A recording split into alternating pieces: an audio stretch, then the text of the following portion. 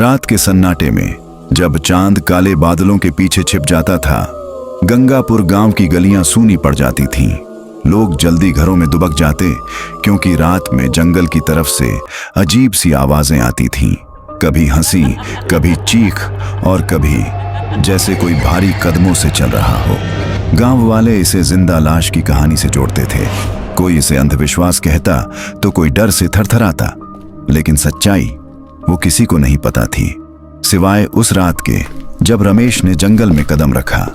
रमेश गांव का नौजवान, जिद्दी और नास्तिक, वो इन कहानियों को हंसी में उड़ाता था। लाश वाश कुछ नहीं होता, बस बूढ़ों की बनाई कहानियां हैं। उसने एक रात चौपाल पर कहा। गांव के ठाकुर ने चेतावनी दी, रमेश जंगल में मत जाना, वो जगह शापित है। लेकिन रमेश ने ठहाका लगाया और बोला, कल रात मैं जंगल जाऊंगा और साबित कर दूंगा कि ये सब झूठ है। अगली रात जब घड़ी में 12 बजे रमेश लालटेन लिए जंगल की ओर चल पड़ा।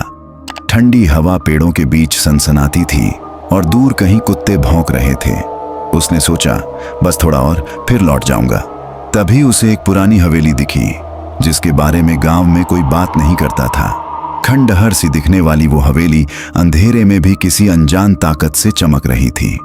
रमेश की जिज्ञासा बढ़ी और वो दरवाजे की ओर बढ़ गया। दरवाजा खुला था। भीतर कदम रखते ही ठंडी सिहरन उसकी रीढ़ में दौड़ गई। लालटेन की रोशनी में उसने देखा चारों तरफ धूल, मकड़जाल और टूटी मूर्तियां। बीच में एक तस्वीर पड़ी थी। उसमें एक औरत थी, लंबे काले बाल, सफेद साड़ी और आंखें, जैसे वो रमेश को ही घूर रही हो। तभी हवा में एक फुसफुसाहट गूंजी, तू आ गया। रमेश का दिल धक धक करने लगा। उसने पीछे मुड़कर देखा, कोई नहीं था। हेलो, कोई है? उसकी आवाज गूंजी, लेकिन जवाब में एक ठहाका आया, कर्कश, डरावना। लालटेन की रोशनी अचानक बुझ गई। अंधेरे में उसे लगा कोई उसके पीछे खड़ा है।